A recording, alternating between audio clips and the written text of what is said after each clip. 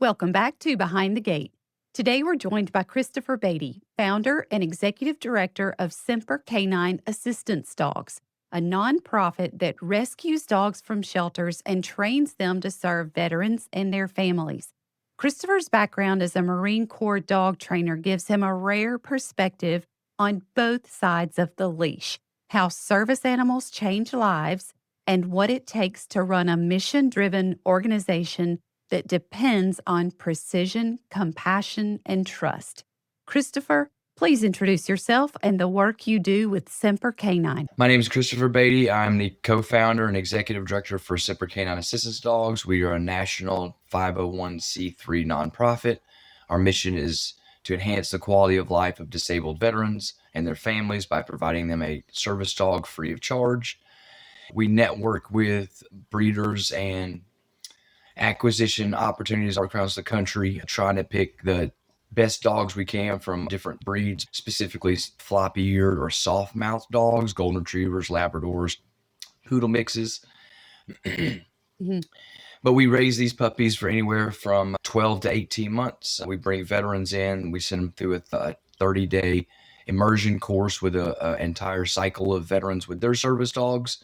Our program is lifetime. Everything's free of charge. We've had legacy veterans that have graduated several dogs through us throughout their time in the Semper K9 family. But in a grand scale of things, we're here to help veterans, and that's what we'll continue to do. I'm looking forward to the next 10 years at Semper K9. Did you found the business? Yes, my wife and I founded Semper K9 Assistance Dogs in 2014. I had left the Marine Corps active duty in 2009 and did government contracts for several years. I stumbled across the nonprofit world, specifically with Karen Gunther and the Semper Fi Fund. And I interviewed with her, and she, point blank asked me if I was able to pilot a program taking rescue dogs and training them to be service dogs for disabled veterans. And of course, I got 10 months of paid internship to work with several organizations around Washington, D.C. and Northern Virginia, specifically working with veterans up at the National Intrepid Center of Excellence in Bethesda. And then I worked with children with developmental delays and intellectual delays in the therapy dog sector. Around November of 2014, as my internship with the Semper Fi Fund was ending, my wife and I, with the grace of Karen Gunther and the Semper Fi Fund, told us we should start our own nonprofit organization and continue the mission and continue doing, and hopefully, prove that our process is legitimate, prove that our product is helpful to disabled veterans and their families. And so in almost 11 years now, we're about to have our 30th graduation. We've graduated over 130 mental health mobility service dogs. We've had Wow. veterans that have graduated. They're on their second dog with us. We were part of the budding industry that was brand new in 2013, 2014, 2015. Around 2016, we created the Association of Service Dog Providers, in which we created a national training standards. We brought together a whole bunch of nonprofits across the U.S. that were training service dogs, providing them free of charge. They were all nonprofit organizations providing specifically for disabled veterans and their families. So we put that group of minds together and came up with a national training standards that is currently on its third published revision. I think 2023, the Association of Service Dog Providers became certified, nationally accredited. In the entire existence of the association, we have an annual service dog conference in July of every year. We bring all these organizations together. We spend at least 3 days discussing the industry, service dog training, behavior conditioning, and we get updates from the VA, specifically the Wounded Warrior Service Dog Program. Commander Ben Bassett comes out and he gives us a total update and kind of gives us a little summary of what's going on. This year was a really good update. We were part of the champions of the Pause Act back in 2000, I believe it was in 19.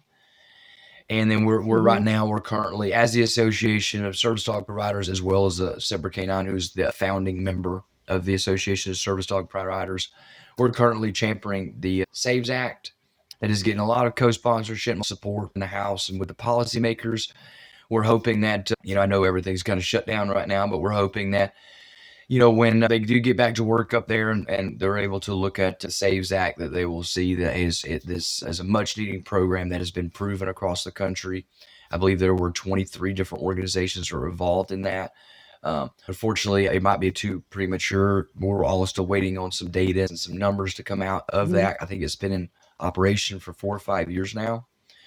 With our national training standards, accreditation, visibility, and advocacy that the association and Semper K9 are doing, we're hoping just to continue to spread awareness about our mission, about what service dogs really do for disabled veterans and their families, Mhm. advocate, educate, and assist them in living their best life, and that their transition from military service to civilian life is fluid as can be. And really, Right. my big plans, Semper K9's, our Semper K9's big plans for 2026 is potentially reach out to more organizations across the country, try to get a true collaboration and network together to ensure that, hey, as we continue to go forward in a service dog industry, that we're all, producing roughly the same product. I love using the term unique yet uniform.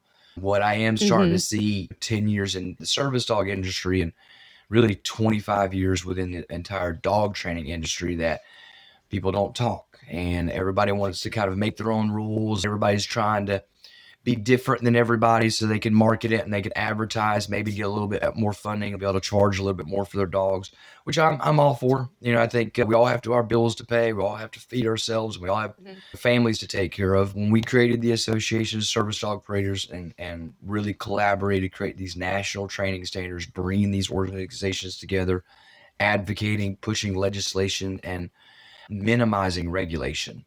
We can harness the best practices. I love the term breakout practices within all of dog training. As the service dog industry has expanded over the last 10 plus years, within a full fledged assistance dog industry, everything from service dogs to assistance dogs, any type of service dogs, therapy dogs, you got care and comfort dogs. And as I'm getting more in depth to learning about more organizations and more missions and success stories through their graduates and dog teams, I think there's enough evidence to say that we've made some kind of turning point in the mental health community, especially with disabled veterans. I love to say that we're not currently in a war here in America. Military service in general, whether you spend 3 years, 5 years, 8, 20, 30 years in the military, I don't think anyone, and probably most of your listeners would agree, especially if they're veterans, no one leaves the military as good or as better than they left, at least especially technically physically. Right. So, we're Right. stronger people. We might be a little more morally sound. We might be a little more physically fit, but there is a lot of stress, hardship, and turmoil that comes just with military service in general. I don't think anybody Mhm. leaves the military completely unaffected by their service and time spent. Right. Tell me how you feel about people claiming that they have service dogs when they really aren't service dogs. There's so much fraud in the industry. It brings up an interesting part of the conversation because terminology is really important to me as a dog trainer, especially within the science industry. When we talk mental health and psychology, psychiatry, we're talking to doctors most of the time, and a lot of animal behaviorists out here have expansive, advanced education. And I hate to say, as my travel through the last 25 years, that terminology is not as important now as I thought it was. Over the last 10 plus years, working directly with service dogs and with a vast majority of organizations across the country training service dogs, the term fraudulent, fake, illegitimate service dogs is a bit of a misnomer. There's several, like what I really want to focus on is counterfeit. Mhm. Counterfeit is a better word of putting it, where and this is Mhm. more of a legal term, that you are passing something off illegitimate. That you are saying its Mhm. value is XYZ based on whatever that definition and terminology is. But if you are taking a family pet out in public and you think that it's your service dog, you think that you get a service dog and you think that you could just take your dog anywhere, you're doing a disservice to individuals who, and I will say, being in the industry, that really struggle because of I hate to say, the stigma that is on service dog users. And I hate even using the term Mhm. service dog users. I'm a dog trainer, so we typically call them handlers. We call them teams. Mhm. But from clinically speaking, the term service dog user is pretty self-explanatory. But in the end, the biggest challenge is when we've gotten so far past the original approval of Americans with Disabilities Act and what Title I, Title II, and Title III within the ADA says, that everybody's kind of misinterpreting. There's a lot of misinformation out there. I feel we're in the middle of another information war because Mhm. as I've always taught, as I was taught, as I've learned, and as I thought was a pretty firm definition of a service dog, a service dog is a dog trained to perform work and tasks for people with disabilities. I'm not a lawyer, I'm not a doctor, but I'm smart enough to know there's three real components in there. It has to be a dog. Of course, we can go down the miniature horse route, but there's a whole history that would probably take me 10 or 15 minutes. You rarely even see that terminology, miniature horse or service horse, as often. So we're pretty sure we're talking about dogs here. Trained to perform work or task is a very ambiguous phrase, if you will. Whether we're talking about are we talking plural? Are we using that task or work? Are we using that just as a generalized term for actions? And then the last part, people with disabilities. Now, here I think is where the big challenge runs into, and I don't want to upset some of Mhm. your viewers, but in all transparency and honesty, when I joined the service dog world, when we created Semper K9, while we created the Association of Service Dog Providers, we went through all this work and years of planning and revision and research on making sure our standards were recognizable, were transferable from paper to actual product, that pretty much anybody can get a doctor's note that says they're disabled. I deal with a lot of applications from individuals applying for service dogs, and these letters are about as plain and simple as you can get. That may be a good thing. Most of our service dog Mhm. letters are super simple, 3-4 sentences. This individual is under Mhm. my care at XYZ doctor. They've been diagnosed, or we've been working with them, we've been treating them, we've been providing care for.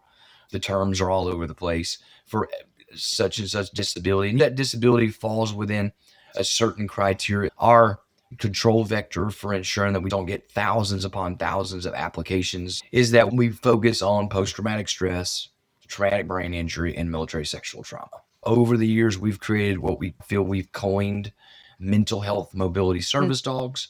The vast majority of our veterans have some kind of mental health Mhm. limitation and some physical ailment. Even in this conversation, the terms are not meant to be more descriptive, it's meant to be more confusing. So, in the Right. end, here our challenge with the current definition of a service dog is any dog that is being trained for anybody who's having trouble with their daily life. And that's such a Mhm. broad term that I could almost categorize every single American. You Sure. could get a service dog. Yeah. And this is where the problem really starts. The mental health service dog, especially when we're talking about post traumatic stress, traumatic brain injury, military sexual trauma, anxiety, depression, panic attacks, triggers.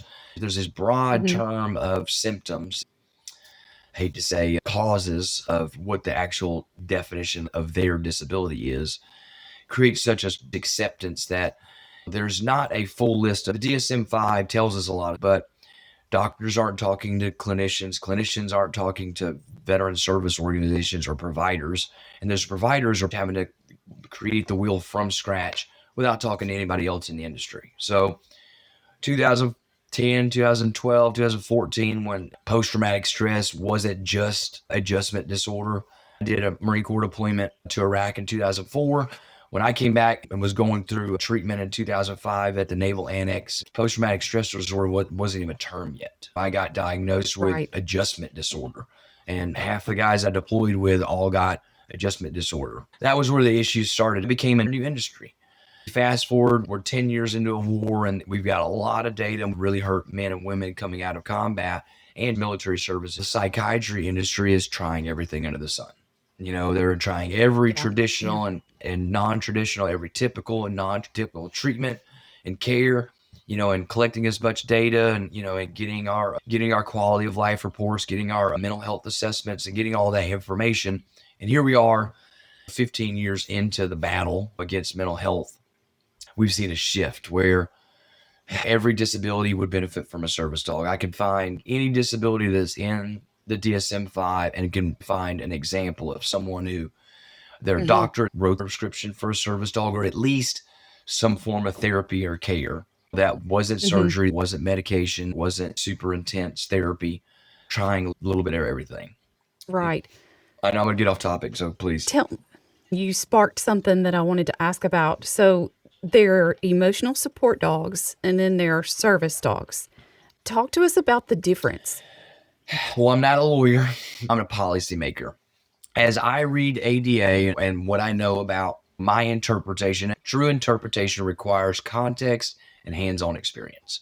Pretty sure there's several different versions of them running around out there, but that's the one I stick to because I've been saying, I give presentations at the conference, I give speaking engagements, I have a whole network of teams that, we're willing to run all over the country and educate, advocate, assist with help implementation of what I've spent 25 years and what we've been doing within the service dog industry for 10 plus years.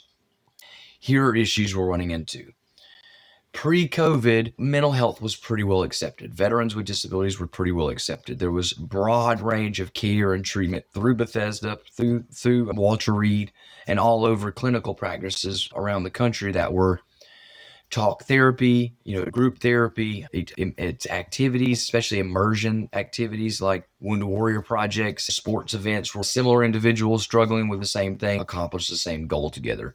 Very similar to what the military Mhm. does. So, to answer your question, the definition of an emotional support animal is an animal whose physical presence assists their person.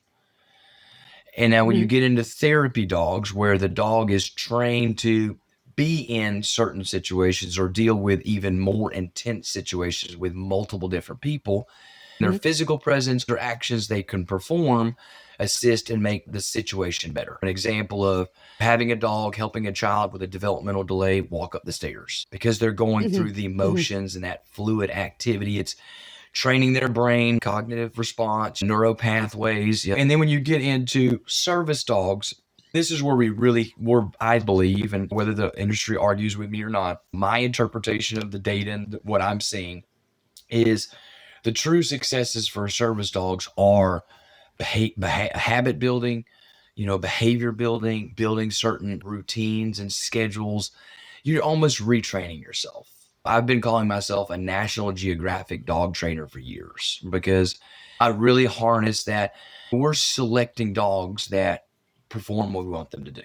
We're not picking dogs and trying to turn marble into putty. You know what I mean? We're not taking putty and just going to make them, so, we look at it as, hey, I'm going to take this dog and I'm going to train this dog up into maturity. I want to harness and build on natural abilities, natural skills, what the dog was potentially purpose bred for. We work with a lot of purpose bred dogs, labs, goldens, poodles, German Shepherds. Because of our process, we're harnessing what the dogs are great at, their natural skills. We're planning the dog's training, whether it be using retrievals and picking up items, whether it be personality engagement, a dog that we pick dogs that love people.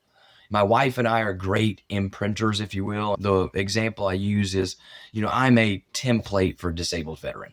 My wife is a template for a disabled, female or spouse or you can take your pick.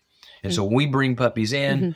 I'm literally taking them National Geographic style, mother bear, mama wolf, taking her babies throughout wilderness and teaching them eventually how to take care of themselves. So we make it a team. Going back to your original question, an emotional support animal by definition is not trained. Their mere presence is beneficial. But that animal, which could be usually a dog or a cat, is there to make the person happy in their current situation, whether it's through Mhm. physical Mhm. contact or the animal's present. When you get into true assistance dog world, a dog is trained to do something an untrained dog can't do. It's demonstratable and Mhm. observable, right? And it performs a function of either a limb or another person, caregiver, or a prosthetic, or be some Mhm. medical equipment. The list goes on. And I'm being a little broad. When you get into the service Mhm. dog definition, you're really saying, hey, here's a dog that is, call it durable medical equipment, call it a specialized wheelchair, call it the proxy to a caregiver, or an extension Mhm. of a treatment plan or action plan, meaning that dog is trained to do things that medication would be providing, that whether it be talk therapy or group therapy type things, because you're working with another living animal. And so this animal Mhm. really relies on you. This animal needs you to keep it alive, but it's a beast of burden. It's no different than me training an oxen to help me plow the field so I can create enough food so my family doesn't starve this winter. What's great about me being a Marine military working dog handler, being in the service dog industry, and specifically working with disabled veterans is I had a job in the military that was reliant on my equipment, my dog. It was a Mhm. living animal Mhm. that could not do it by itself. Everything that we were expecting the dog to do was not something the dog was just going to be born knowing how to do. We had to teach him to do Mhm. something dogs don't naturally learn how to do. And their main job was to make me efficient and proficient at my tasks. Right. To bring it all full circle, my definition of a service dog, what I'm training with the dogs that we graduate are mental health mobility service dogs, trained to perform work and tasks for their handler to ensure their handler can go about daily activities and enhance their life. So it's not just, Mm. I gave a presentation and I give one every year. I give several of them at the conference every year. And of course, I do engagements wherever. If your viewers need me to talk or want me to talk about something, I'll talk about it for days. I want to redefine disability because I Mhm. believe the path psychology and psychiatry world is going is learned helplessness or conditioned helplessness. Whether it be everybody gets a disability because everybody's got anxiety and panic attacks and triggers and depression. I can point to several years of my life where I didn't realize I was depressed until I stopped being depressed. I didn't even realize Right. how successful my care, my treatment, my medication, has done until I was like, oh, this is way more interesting. This is way, I feel excited about this. I'm looking forward to this vacation. I'm excited and I'm planning things with my family. I'm involved and I'm engaging with, whether my family, my friends, my community. And I hate to say the pixie dust here isn't the dog. It's the success. It's the actual accomplishment. So if we Mhm. and I'd love to have a public debate with psychologists and psychiatrists. We can do it on Jubilee. It doesn't matter. I've got a bazillion questions that I think I could create an argument between doctors just by asking questions. You call it the Socratic debate style if you want, where you put me in a room with 20 psychologists and I'll have us all arguing with each other. I'm boots on the ground, in the weeds, working with what we see on paper, what we read online, when we Google, when we AI mode our disabilities, it's going to give us an answer. And hate to Mhm. be the bearer of bad news or elephant in the room or the red herring, whatever you want to call it, that there's very little benefit to recovery. You know, the Veterans Administration, I hate to call them out, but I was taught when, leaving the military, when you go to get your VA, you need to do this, right? And when you go in there, you need to act like you're going to fall over dead if they don't take care of you, right? Or you won't get taken care of. I've heard stories. I haven't actually researched much of this, but I've heard tons of stories. Most of them will tell you, hey, I was told the VA said that if I apply and get denied, that opens up funding for multiple people. So me getting denied for my services somehow creates funding for 3 people who got denied. I'm also told that a vast majority of veterans get denied their VA benefits the first time. And then roughly more than half of them get approved the second time.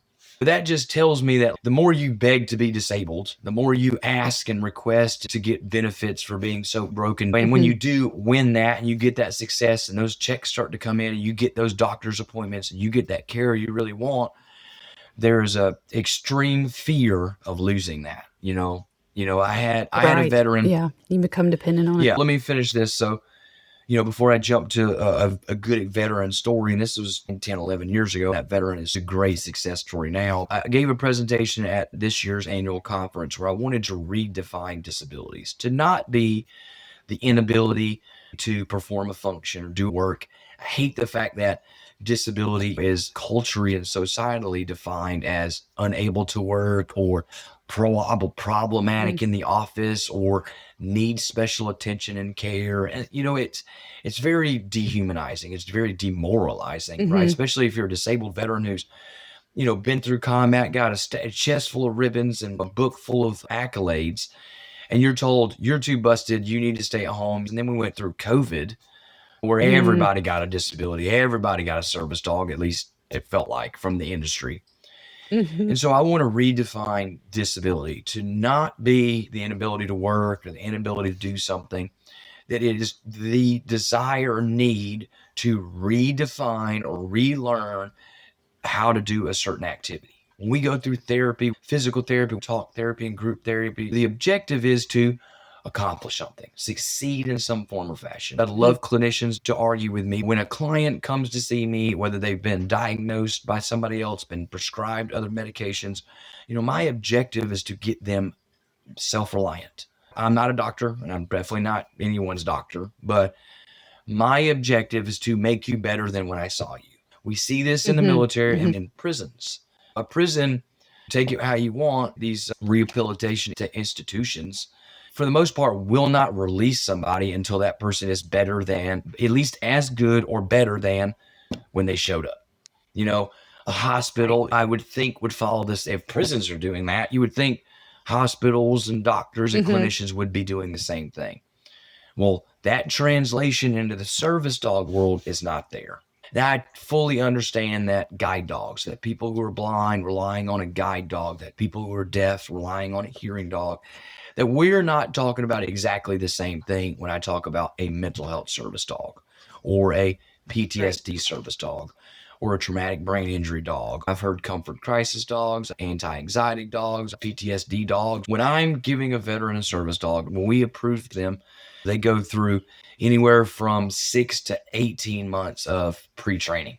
Where we're going to send them through a Mhm. phase of, hey, I want to make sure when you show up, you're mentally prepared, that you're not worried about whether your kids are at school, whether you brought your medication, whether your wife is cheating on you. When we were TAD or TDY in the military, we were completely removed from our unit. My family should have been taken care of. That's why you have the Wives Association. My unit, my Marines, my soldiers, they were taken care of because when I left, they put somebody in an interim position. So when I go Mhm. TAD, when I go TDY, active duty military, I'm there for a reason. I have a job to do, or I have a skill to learn, or I've got to get education, or whatever it is. I can't be worried about what's going on back home. I've got a job to do, Right. and my objective is to learn that so I can come back and teach the rest and implement it.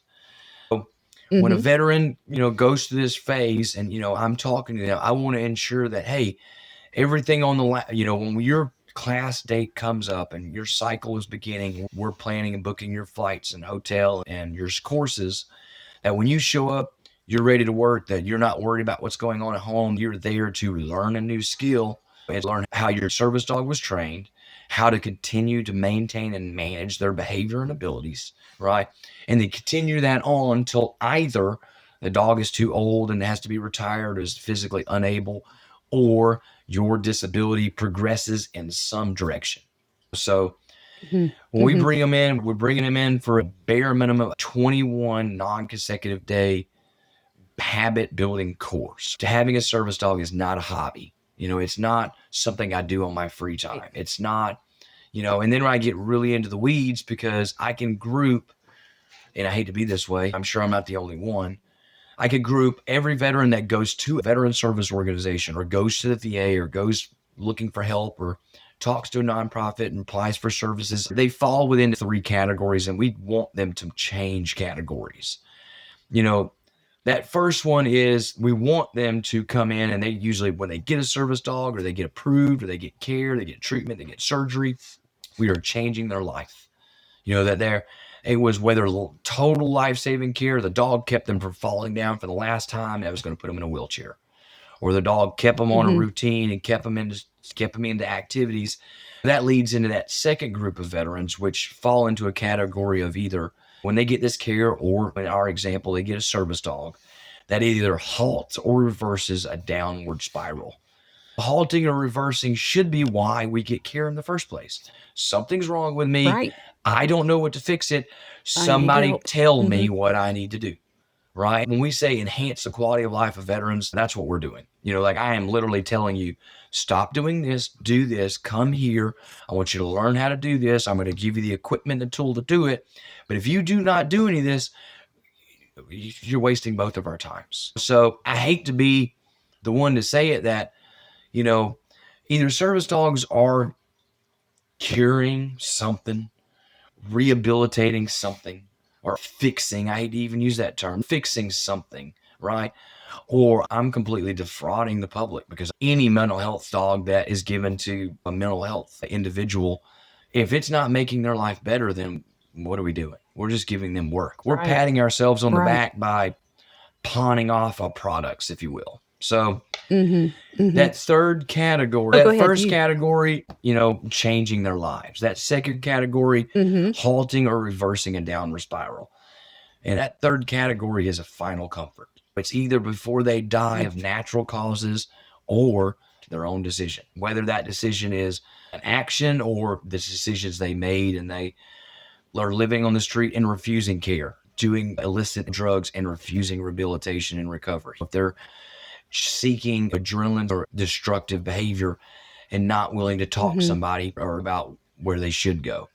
In the end, what we can really harness from that list and these stats from 10 plus years is service dogs are doing something, but what is the actual pixie dust? I feel that pixie dust is not the actual dog. We can compare all veteran service organizations, regardless of the products and services they provide. And the true successes is the communication between people. So I'm a disabled veteran. I've been there. I've done it. I am literally giving these veterans no other option. You can do this. I promise you can, because I've got 500 families back here that all did it. You know what I mean? So, of course, we're not perfect. We've made mistakes all along the time, but I'm a firm believer in not making the same mistake again. Through the Marine Corps, Right. Yeah. through all of this, and I'm a student of science. I love learning about a research study. I can talk for hours about how this study translates to this community and how dog handlers use this study about mice to teach people. Here's a study from the 1800s that we still use today. Here's something B.F. Skinner did that created an entire addiction gambling industry based off this study. The correlations are endless. But what I really think is I would love to see the world start talking about this. I want the industry to stop what they're doing, bring everybody together, and let's hash out some real world solutions. Not just focusing on fixing the problem, actually coming up with a reproducible and ethical, process, standard operating procedure. Whether it's, hey, a veteran leaves the military and they either go to the VA or they go into this execution program. We shouldn't be giving veterans the option for the GI Bill. They should be leaving the military and they are assigned. You tell us a wish list. When you're in the military, where do you want to go? What do you want to do? When you reenlist, you get reenlistment incentives, right? We need to be offering that to anybody with a disability. Hey, there's an incentive to not being disabled. There's an incentive to not chasing this learned helplessness. Now, that doesn't discredit all disabilities, and it does. I'm hoping doesn't decrease. Sure. And I hate to say it, just depressing from being in the veteran service organization, being an organization that relies on people being disabled. But I would love for my industry to not exist. I know that'll make people Not mad. even need you. We should be working ourselves out of a job. We're not actively in war. These things are all scalable and translatable regardless of whether they're in the military or born with a disability, whether they went through a traumatic event in combat or got sexually assaulted, whether their parents abused them when they're a child and they're still dealing with that trauma as an adult, right? There should be some form of bettering you. I would love to be able to say in 10 years that we have proven that post-traumatic stress is curable. But if I said that in a room full of doctors, I'd probably be burned at the stake for it. They wouldn't appreciate your opinion, I'm imagining. And what I learned from that whole stat of every veteran who applies for the military or for the Veterans Administration benefits and gets denied, opens up funding for. I'd love to have that stat verified and be made public, because I want to use that to say, look, you're giving people an option: be busted or you're on your own. Be as broken as possible and lie, if you have to, pretend, if you have to, because that's the only way you're going to get care. That's the only way you're going to get better. When really, no, we should be praising and supporting our success stories. I've got a giant list of veterans that would say, without my dog, I'd be dead right now. Without Mhm. me being part of the Semper K9 family and what they provide for us or any VSO, then I would be divorced or I would be in jail or I'd be dead. Yeah. We Yeah. don't have to be Yeah. scared. You know what I mean? Like us as an industry, I can name whaling, whale oil. There's several industries that literally disappeared within a decade because we found a better way to do it. And I'm not saying Mhm. Mhm. service dogs are going to replace some medications and pharmaceuticals, but we're on the same team. Why are we arguing and fighting over Exactly. clients? Right. Whether we're Right. working together Right. or whether you're willing, because I'm willing to say it, are they willing to say, and I hate to say they, because I don't even know who they is, but are they willing to say that you can recover from a disability? You can be Mhm. cured of a disease. You can Mhm. you can recover again. You don't have to Yeah. be Yeah. defined by a label, whether it's a service Mhm. dog user or Well, a let's disabled person. let's touch on you just a Yeah. second. So you're running a nonprofit that relies on volunteers, donations, training Mhm. time. What part of that grind wears on you the most? I think all of us in the medical community go through burnout at some point. And a lot of Mhm. that comes when we're continually working with the same type of people who don't want to get better. What I love about Semper K9, what keeps us doing this, what will hopefully, when I'm 50, in 50 years, when I'm dead and gone, that Semper K9, the Semper K9 service dog training method is a thing. People train service dogs. I don't care about the name. I don't even care that it's attributed to me. What I care about is we're focusing on the solution. What I don't like about the industry is all we're focusing on is problems. And we're not even willing to admit that these problems are solvable. I love what I do. I'm going to keep doing it until people tell me they can do it better or find a different way or they come up with a medication that cures everybody's problems or Brave New World happens. I don't want that to happen, but what I love about my job is let's do some communication. Let's do some team building as an industry. Let's get veteran service Mhm. organizations talking. Whether you're in California and you're doing acupuncture, I should know how that works with my treatment. Or if that veteran comes to me and he's done talk therapy, ketamine treatments, and he's prescribed cannabis, you know what I mean? When he comes to me, I know that, hey, a service dog is probably not going to be good for you, right? It's because of these examples. It's because of this research. It's because, hey, the entire cannabis industry has came up with these regulations that, hey, if you need this, then you need to avoid these and you need to focus on this type of treatment or action plan. So, Mhm. in the end, I created Semper K9, or my wife and I founded Semper K9 because we saw a gap in the industry.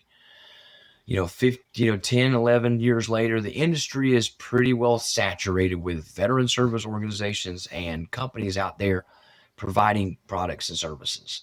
But we're all competing in a Mhm. capitalist market. And we're not talking to our bosses, which are clinicians and doctors and psychologists and psychiatrists and policymakers. I'm really planning on 2026 hitting the road, trying to get out there and talk to people and get a little bit of a following to say, like, hey, either service dogs are curing disabilities or we're spinning our wheels and just spending money in the hopes that we're not just offering placebos to the public. Right. So, Right. Right. or please tell me where along that path we are. So, Mhm. Mhm. Well, there has to be a lot of administrative work that goes in behind the scenes. It's not all just hands-on animals. So, no, where are you seeing bottlenecks in your business? I always talk about three commodities within our industry: veterans, services or products, which are the dogs, and staff. It's an ever revolving wheel. To answer your question, my wife and I founded it, so I don't really call her staff. She's a co-founder and she's my business partner. Most of our staff, if not all, are tied to the veteran service dog community. So we have Mhm. 7 paid staff, which I think is probably tiny. Well, actually, we just added 2 new staff members. So we've got almost 10 staff members, running an organization. Our bottlenecks is graduations. So once a veteran graduates with me, the list just keeps getting longer of, hey, how do we manage and make sure that their continuation is happening? And the application process is already difficult. It's very invasive, intrusive into their personal life, habits, and beliefs, and everything under the sun. And there's a lot of questions that involve remembering events and traumatic times. There is a benefit to that. So us as a service dog industry, specifically as Semper K9 Assisted Dogs, a nonprofit in the service dog industry, our biggest challenge is the whole industry is producing roughly the same type of product, right? But we're all competing for an ever reducing client source. All veteran service organizations need to be focusing on veterans. We pretty much get the most money from, hey, how many veterans did I keep from killing themselves? How many families did I keep together? How many people did I keep in that downward spiral to what would have been eventually their comfort care, their final care? Our challenge as an organization currently is we've got to go beyond national training standards. What we've published doesn't have enough backing because nobody has to listen to it. The Veteran Administration is not directly talking to veteran service organizations. They're writing doctor's note and prescribing medications and care and referring treatment. And then us as an industry, we're supposed to just figure it out. Our true bottleneck is purely communication from services and product to doctors and policymakers. We've got to bridge that gap. Our product is not dogs. Our product is successful people. We didn't become their comfort care.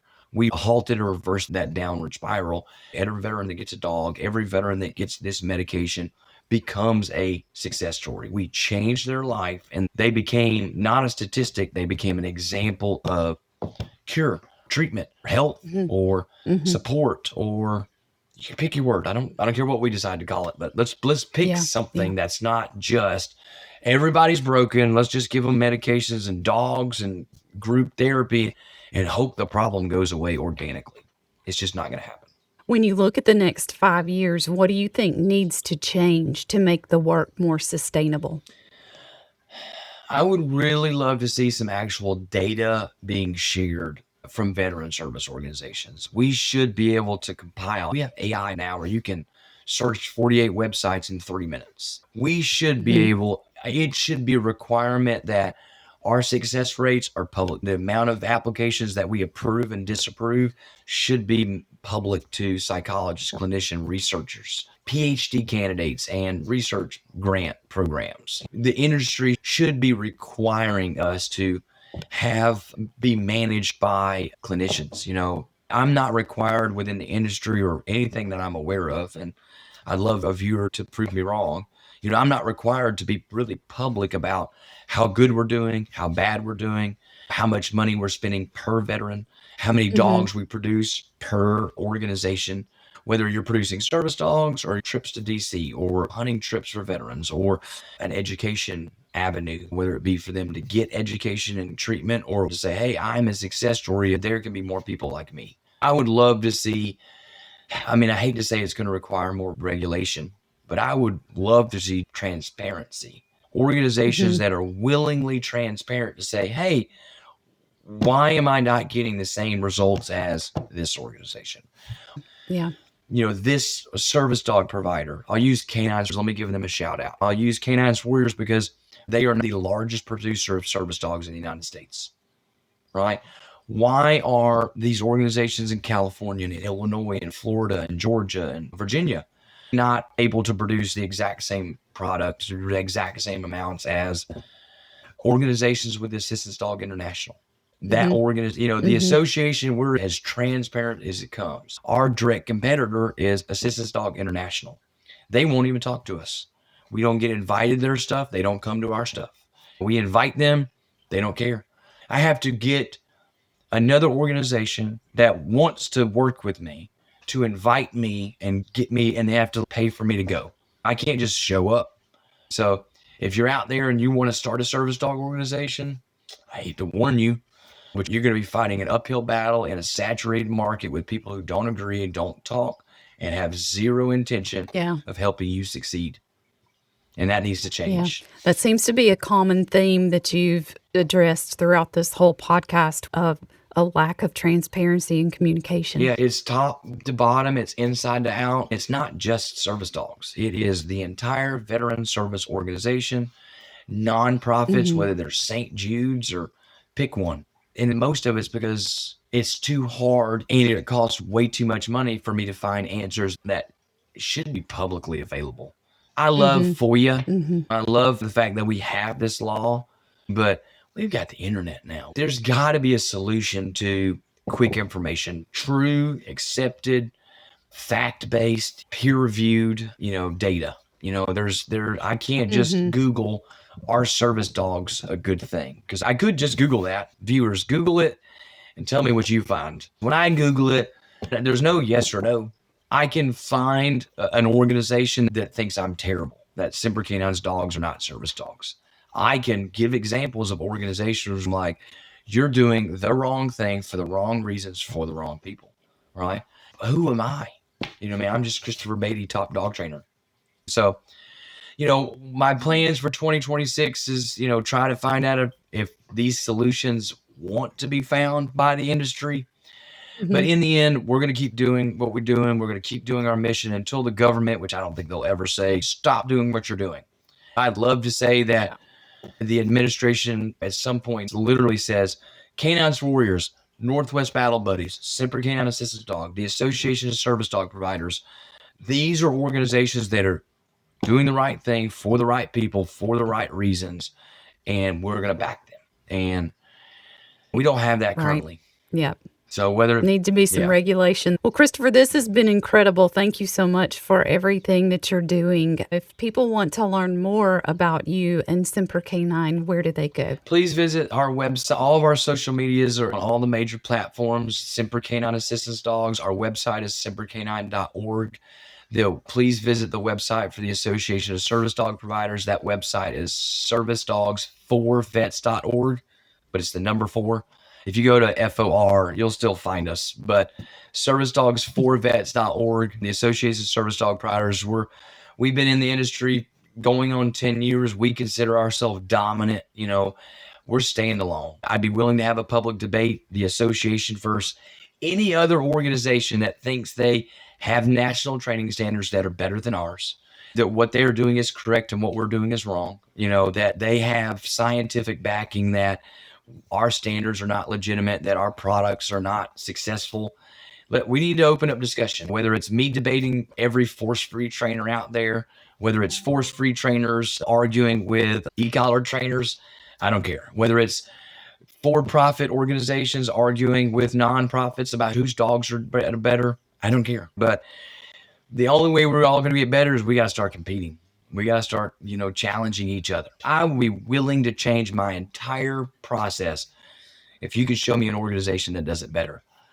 But I don't think you can, right? The challenge is out there. Yeah. I'm willing to accept any challenge y'all have. Give it to me. Please bring it on. Let's see what you get. Let's see if anybody's going to bring it on. I'm hoping. Well, semperk9.org, the servicedogs4vets.org, we're trying to champion the service dogs being successful all across the country, or prove that there's better options than service dogs. I'm if accepted a challenge and put my whole life at it, prove me wrong. Thank you so much. I really appreciate talking to you. Yes, ma'am. Let me know if you need anything. I really appreciate the opportunity. Perfect. Thank you. Yes, ma'am. Thanks for listening to Behind the Gate, where we get real about what it takes to run and sustain a pet business today. If you found this conversation helpful, share it with someone else in the industry who might need it. And you can watch every episode on our YouTube channel. If you're ready to make your own business a little lighter and a lot more efficient, you can learn more about what we do at vellum-agency.com. See you next time.